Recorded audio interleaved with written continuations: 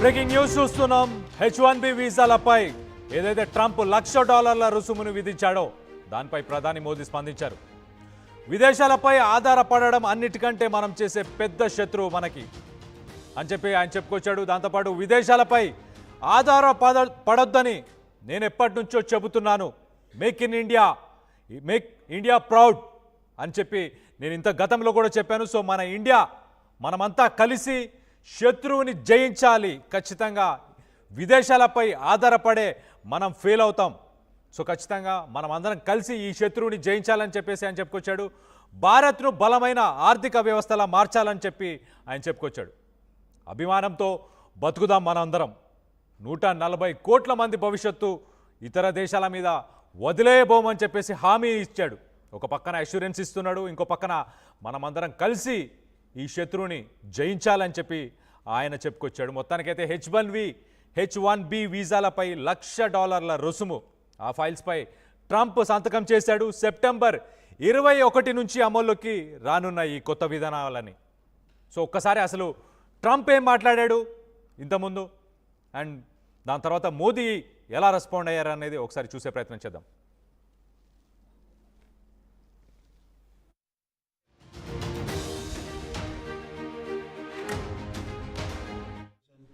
We need workers, we need great workers, and this pretty much ensures that that's what's going to happen. I think, Sean, do you agree with that? Well, they're $100,000 per year.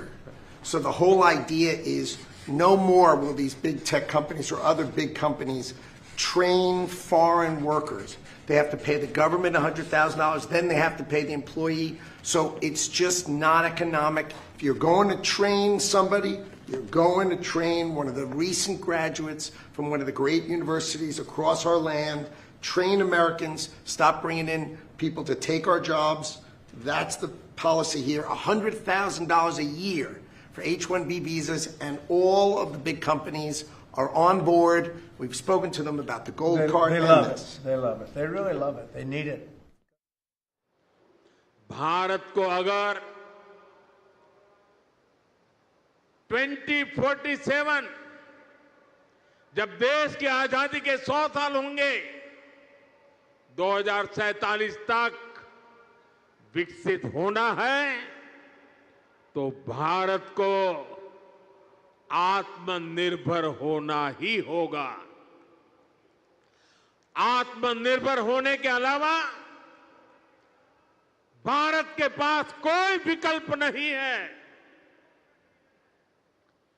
140 crore देशवासियों का एक ही संकल्प होना चाहिए. Cheap हो या sheep, हमें भारत में ही बनाने होंगे. इसी सोच के साथ आज भारत का मैरीटाइम सेक्टर भी नेक्स्ट जनरेशन रिफॉर्म्स करने जा रहा है. आज से देश के हर मेजर पोर्ट को भांति भांति के डॉक्यूमेंट से अलग अलग प्रोसेसेस से मुक्ति मिलेगी. రైట్, ట్రంప్ చాలా క్లియర్గా ఏం స్టేట్మెంట్ ఇచ్చారంటే $1,00,000 కట్టాలి ఖచ్చితంగా గవర్నమెంట్కి. ఇక్కడికి వచ్చిన తర్వాత వాళ్ళకి జీతాలు కూడా కట్టాలి. సో కంపెనీస్ అన్నీ ఖచ్చితంగా మీకు కావాలి అనుకుంటే $1,00,000 గవర్నమెంట్ కట్టండి. ఫస్ట్ గవర్నమెంట్ కట్టిన తర్వాత మళ్ళీ వాళ్ళకి జీతం ఇవ్వండి. ఎవరినైతే మీరు స్పాన్సర్ చేసి వర్క్ వీసా మీద ఇతర దేశాల నుంచి అమెరికాకు తీసుకొస్తారో వాళ్ళందరూ గవర్నమెంట్కి $1,00,000 పైనుంచి జీతం. అంటే ఒక మనిషిని తీసుకురావాలంటే $1,00,000 ప్లస్ శాలరీ.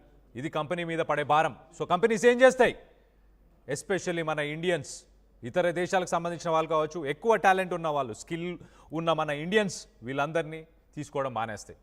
సో అలాగే ట్రంప్ అడ్వైజర్ ఏం చెప్తున్నారంటే చాలా క్లియర్గా, ఇక్కడ కాలేజెస్లో చదువుకున్న పిల్లలు, ఇక్కడ వాళ్ళని అమెరికన్స్ని మీరు ట్రైన్ చేసుకోండి. కంపెనీస్కి చెప్తున్నాడు, మెసేజ్ ఇస్తున్నాడు, ఇక్కడ వాళ్ళని ట్రైన్ చేసుకొని వీళ్ళని యూజ్ చేయండి. అంతేకాని బయట నుంచి తెచ్చుకుంటా అంటే గవర్నమెంట్కి డబ్బులు కట్టి దాని తర్వాత శాలరీ కట్టి దాని తర్వాత మీరు తీసుకొచ్చుకోండి అని చెప్పి ఆయన చాలా క్లియర్గా స్టేట్మెంట్ ఇస్తున్నాడు. ఒక పక్కన దానికి కాంట్రాస్ట్లో ఇలాన్ మస్క్ కూడా గతంలో కూడా చాలా క్లియర్గా చెప్పాడు, అమెరికాకి టాలెంటెడ్ పీపుల్ కావాలి ఖచ్చితంగా. బయట నుంచి రావాల్సి వస్తుంది అని చెప్పారు. అంతకుముందు చాలామంది కూడా చెప్పారు ఎక్కువ శాతం ఇటు డాక్టర్స్, లాయర్స్, అలాగే ఫైనాన్స్ ఇలాంటి డిఫరెంట్ ఫీల్డ్స్లో హైలీ స్కిల్డ్ ఇండియన్స్ ఉన్నారు ఎక్కువ శాతం అమెరికాలో. కానీ ఇప్పుడు వద్దంటున్నారు.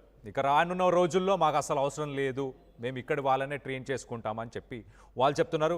మోదీ చాలా క్లియర్గా ఏం చెప్తున్నారంటే, మోదీ వచ్చేసి 2047 అంటే 1947 అయ్యి 100 సంవత్సరాలు గడిచేసరికి మనం వికసిత్ భారత్గా ఉండాలి, ఖచ్చితంగా ఆత్మనిర్భర్, మనం ఏ దేశం పైన కూడా ఆధారపడాల్సిన అవసరం లేదు, ఆధారపడకూడదు, అవి మన శత్రు దేశాలు, వీటన్నిటినీ మనం జయించాలి, మనం ఐక్యమత్యంగా ఉండాలి, మనం మేక్ ఇన్ ఇండియా అనే సంకల్పాన్ని ముందుకు తీసుకెళ్ళాలి. దాంతోపాటు ఖచ్చితంగా 2047కి ఇవన్నీ మనం సాధించాలి, మనమంతా కలిసి ఈ శత్రువుని జయించాలి అని చెప్పేసి మోదీ చెప్పుకొచ్చారు. గతంలో కూడా నేను చెప్పాను అండ్ చేస్తాం, ఖచ్చితంగా అందరం కలిసి చేసి ముందుకెళ్దామని చెప్పి ఆయన చెప్పుకొచ్చారు. 140 మంది కోట్ల భవిష్యత్తును ఇతర దేశాల మీద మేము ఎందుకు వదిలేస్తాం? ఖచ్చితంగా ఇక్కడ ఉద్యోగ అవకాశాలు ఆల్రెడీ చాలా మెరుగుగా ఉన్నాయి. ఒక రకంగా మనం చూస్తే ఐటీ ఇండస్ట్రీ కావచ్చు, ఫైనాన్స్ కావచ్చు, ట్రేడ్ కావచ్చు, ఇలా క్రిప్టో కరెన్సీ, సెమీకండక్టర్ ఇండస్ట్రీ, ఇలా ఫ్యూచర్ రిలేటెడ్వి, ఆర్టిఫిషియల్ ఇంటెలిజెన్స్, డేటా విజువలైజేషన్, ఇలాంటి అన్ని ప్లాట్ఫామ్స్కి సంబంధించిన ఉద్యోగ అవకాశాలు ఇండియాలో మెరుగుపడ్డాయి.